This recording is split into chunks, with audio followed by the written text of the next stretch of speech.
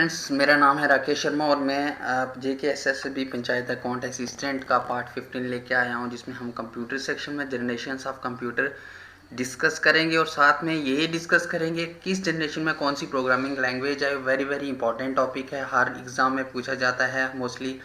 जो different programming languages हैं computer की, वो किस जनरेशन में आई हैं, तो इन डिटेल हम बाद में डिस्कस करेंगे। मैंने एक क्रैक्स जैसा कलेक्ट करके लाया है, चलिए डिस्कस करते हैं।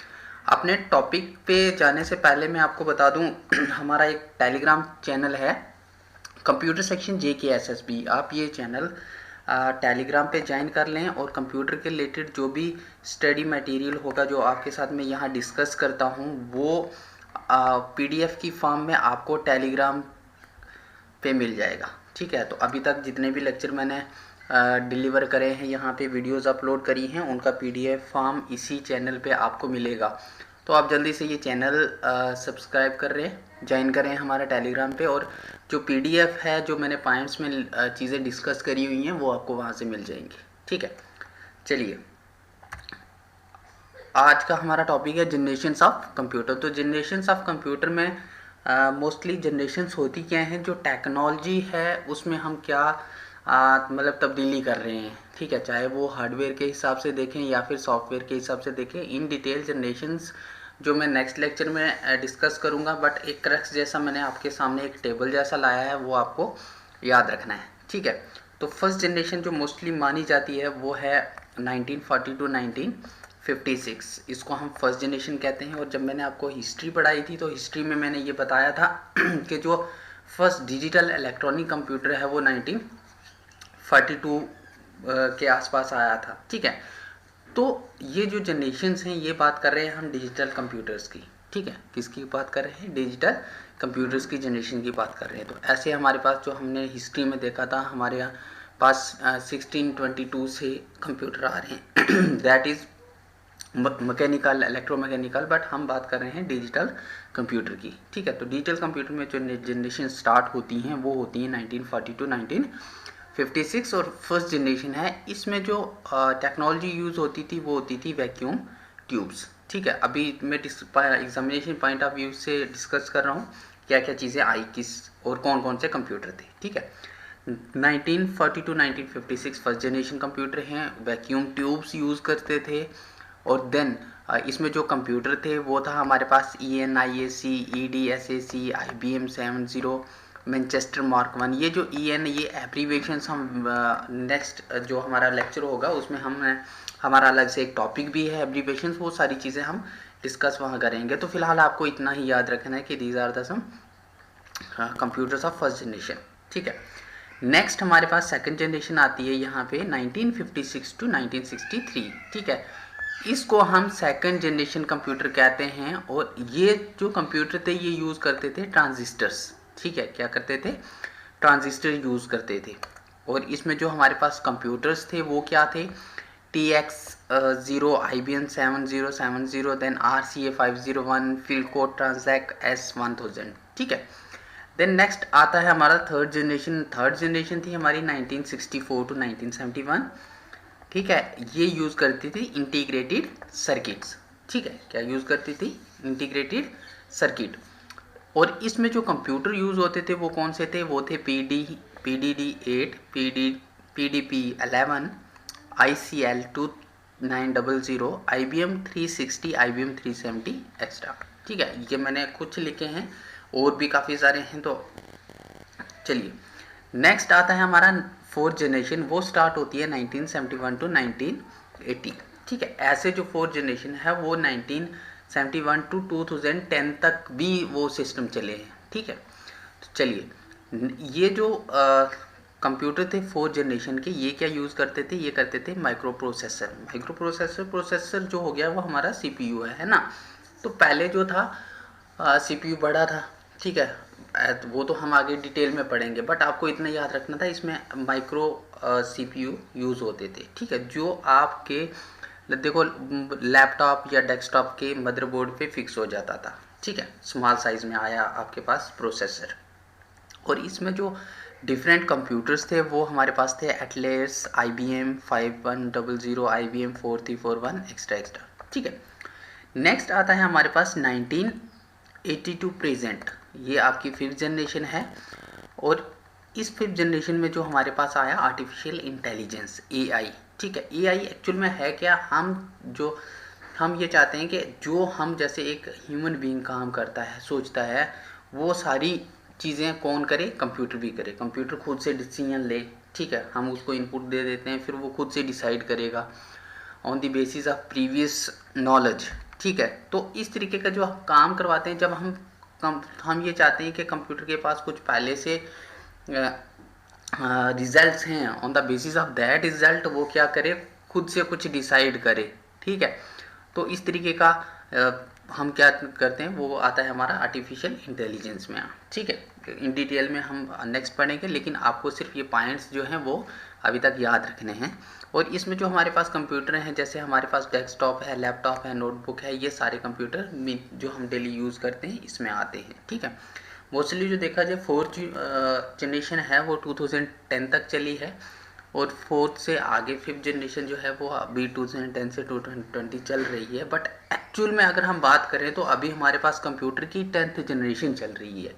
ठीक है, क्या चल रहा है, 10th जनरेशन चल रही है। तो हम जहाँ पे जो बात कर रहे हैं वो कर रहे हैं टेक्नोलॉजी डेवलपमेंट की। टेक्नोलॉजी डेवलपमेंट मीन्स हम चाहते हैं, और ये जनरेशन्स क्यों आती हैं, दूसरी बड़ी चीज़ ये है, जनरेशन्स इसलिए आती है जब हमारे पास एक हार्डवेयर है, एक सॉफ्टवेयर है। ठीक है, उसको इम्प्रूव करने की कोशिश करते हैं। हार्डवेयर में हम चाहते हैं जो हमारी इलेक्ट्रिसिटी कंज्यूम हो रही है वो कम से कम हो। ठीक है, जब हम ऑपरेट कर रहे हैं सॉफ्टवेयर के हिसाब से देखें तो, जब ऑपरेट कर रहे हैं तो वो जल्दी से चीज़ें ओपन हो जानी चाहिए, टाइम ना लगे प्रोसेसिंग में। तो उसको हम इम्प्रूव करने के चक्कर में क्या करते हैं, हम नेक्स्ट जनरेशन लाते हैं। ठीक है, ये था बेसिक कुछ जनरेशन्स आपको याद रखनी है। देन जो वेरी इंपॉर्टेंट है वो आपको ये पॉइंट याद रखने हैं, जो मैंने आपको डिस्कस किए ये वाले पॉइंट। ठीक है, चलिए नेक्स्ट आता है हमारे पास, इसमें जो प्रोग्रामिंग लैंग्वेजेस आई, जैसे 1st generation, 2nd generation, 3rd generation, 4th generation, 5th generation, कौन सी लैंग्वेज कहाँ आई और इसमें ट्रांसलेटर टाइप क्या था, ये क्वेश्चन जो है ये मोस्टली यूजीसी नेट वगैरह में भी पूछे जाते हैं। ठीक है, तो चलिए डिस्कस करते हैं। तो 1st जनरेशन की जो हमारी प्रोग्रामिंग लैंग्वेज थी वो थी मशीन लैंग्वेज। क्या थी, मशीन लैंग्वेज।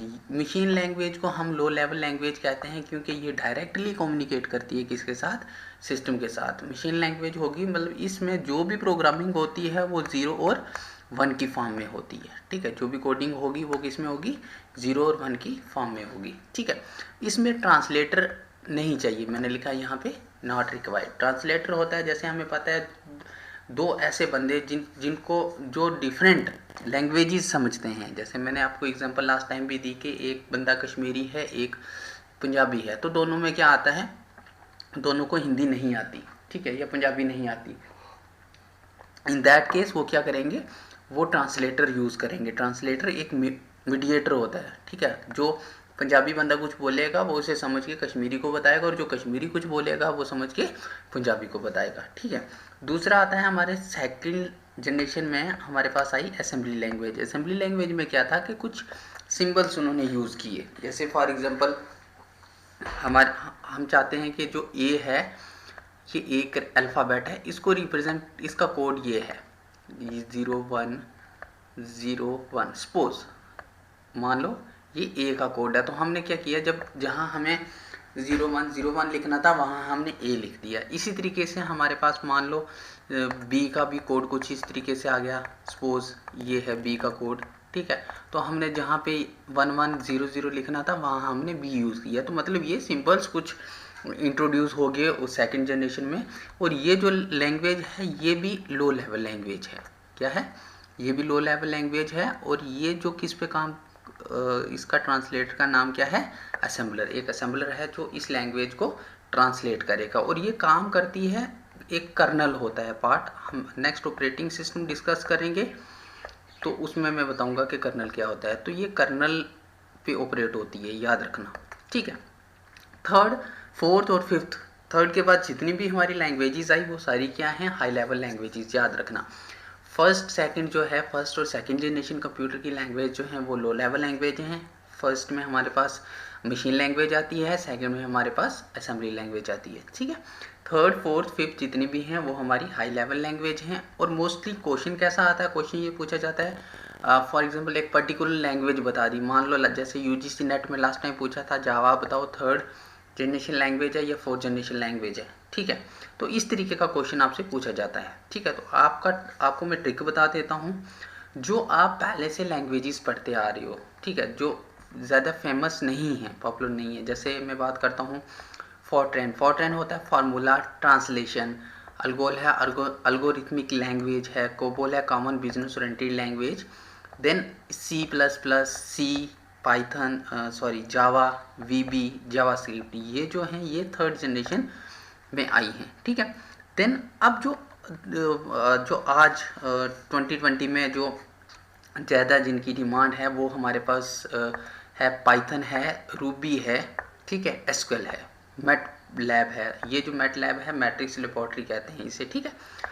तो ये जो काफ़ी लैंग्वेजेस हैं ये फोर्थ जनरेशन की लैंग्वेजेस है, ठीक है। नेक्स्ट जो फिफ्थ जनरेशन में आपको पता है कि क्या है, एआई। तो एआई पे जो काम करती हैं आर्टिफिशियल इंटेलिजेंस पे हमारे पास वो ये हैं, ये मरकरी है, ठीक है, OPS 5 है ऑफिशियल प्रोडक्शन सिस्टम, और प्रोग्रामिंग लॉजिक, ठीक है, क्या है, प्रोग्रामिंग लॉजिक। ये कुछ लैंग्वेजेस हैं जो first generation, second generation, third generation में आई हैं। तो सबसे पहला क्वेश्चन आपका ये है कि आपको याद रखना है लो लेवल लैंग्वेजेस कौन सी हैं और हाई लेवल लैंग्वेजेस कौन सी हैं। फर्स्ट और सेकंड जनरेशन की लो लेवल लैंग्वेजेस हैं क्योंकि वो सिस्टम के लिए काम करती हैं, सिस्टम डिपेंडेंट है, ठीक है। ये जो दोनों हैं फर्स्ट और सेकंड जनरेशन लैंग्वेज, ये प्लेटफॉर्म या सिस्टम डिपेंडेंट, प्लेटफॉर्म या सिस्टम डिपेंडेंट क्या होता है, जिस कंप्यूटर या जिस मशीन पे जो प्रोग्राम बना है, जो सॉफ्टवेयर बना है उसी पे एग्जीक्यूट होगा, उसी पे चलेगा, किसी दूसरे पे नहीं चलेगा। जैसे आप आजकल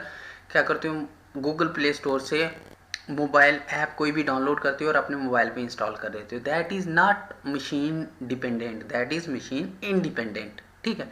मतलब आप वो जो सॉफ्टवेयर है वो डेवलप कहीं पे हुआ है और इंस्टॉल कहीं पे कर रहे हो, है ना, ठीक है। डेवलपर कोई और है, आप इंस्टॉल करके यूज़ कर रहे हो, तो वो क्या है, वो मशीन इंडिपेंडेंट है। मशीन डिपेंडेंट होता है जिस मशीन पे एप्लीकेशन सॉफ्टवेयर डेवलप हुआ है उसी मशीन पे इंस्टॉल होगा, उसी मशीन पे चलेगा, ठीक है। जो थर्ड फोर्थ और फिफ्थ जनरेशन लैंग्वेजेस हैं, ये जो हैं लैंग्वेजेस, ये क्या हैं, ये मशीन इंडिपेंडेंट हैं, ठीक है। आप कहीं भी प्रोग्राम राइट करो और कहीं पे भी एग्जीक्यूट कर सकते हो, ठीक है।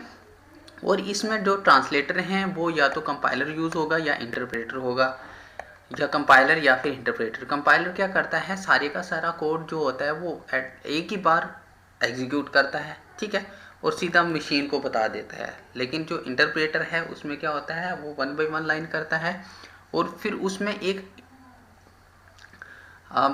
फिर नेक्स्ट मशीन को सेंड करता है, ठीक है।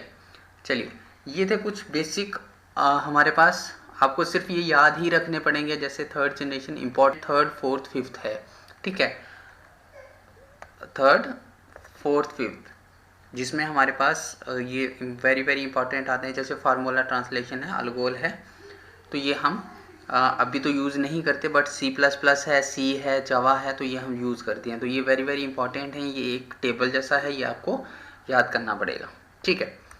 नेक्स्ट, इसमें कुछ इंपॉर्टेंट टर्म्स हैं रिलेटेड प्रोग्रामिंग। तो फर्स्ट सबसे पहले हमारे पास आता है एरर। एरर क्या है, एरर होता है, चलिए नेक्स्ट हमारे पास क्या है, एरर। एरर क्या होता है, difference between actual output of a software and the correct output, ठीक है। जो एक्चुअल में आउटपुट है और जो करेक्ट आउटपुट है। एक्चुअल आउटपुट फॉर एग्जांपल आपने क्या किया, 2 + 3, ठीक है, ये मान लो कंप्यूटर आपका रिजल्ट आपको देता है 5, बट आपको ये पता है कि 2 +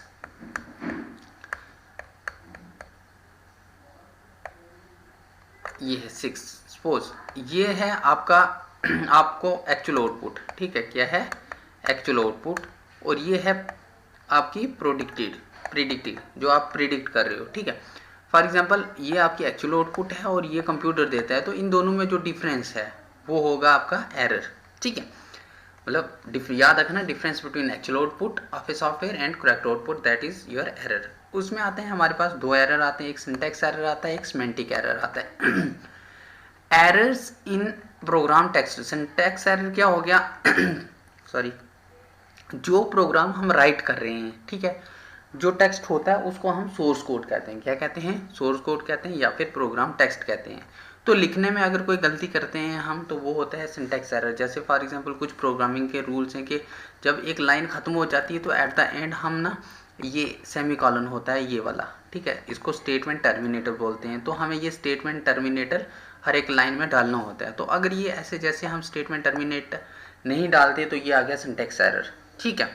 दूसरा आता है semantic error, mistake concerning the meaning of a program construct. जब हम कोई प्रोग्राम राइट कर रहे हैं तो उसका मीनिंग ही हम चेंज कर देते हैं, वो हो गया सिमेंटिक एरर, ठीक है। नेक्स्ट आता है डिबगिंग। डिबगिंग क्या होता है? हम एरर जो हैं उनको लोकेट करते हैं और उनको फिक्स करते हैं या फिर बाईपास कर देते हैं, ठीक है, वो हो गया डिबगिंग। डिबगिंग के बाद आता है हमारे पास लिंकर। लिंकर क्या है?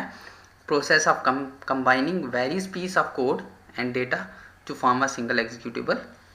हमारे पास वेरियस पीस ऑफ कोड होता है, उसको हम कंबाइन करते हैं। कंबाइन करके, कंबाइन इसलिए करते हैं ताकि वो फुली एग्जीक्यूट होए, तो उसको क्या कहते हैं? हम लिंकर कहते हैं। तो ये था बेसिक कुछ important related terms related to programming. उसके बाद पहले हमने देखा यहाँ प्रोग्रामिंग लैंग्वेज क्या है, जनरेशंस क्या है, ये एक टेबल की फॉर्म में है। अगर आप चाहते हो कि मैं डिटेल में आपके साथ डिस्कस करूँ ये प्रोग्रामिंग जनरेशंस ऑफ कंप्यूटर, तो आप कमेंट बॉक्स में कमेंट करें, मैं आपके कमेंट का वेट करूँगा। अदरवाइज मैं नेक्स्ट टॉपिक स्टार्ट करूँगा, ठीक है। चलिए, और एक बार फिर बता दूं कि आप हमारा ये कंप्यूटर सेक्शन JKSSB जो चैनल है वो ज्वाइन कर लें। इस चैनल पे आपको मिलने वाली हैं सारी PDF, जो भी मैंने आपके साथ यहाँ वीडियो लेक्चर में डिस्कस किया है वो आपको PDF की फॉर्म में मिलेगा इस चैनल पे। तो आप जल्दी से computer section JKSSB channel join कर लें और अपने फ्रेंड्स के साथ शेयर करें। Okay, thanks.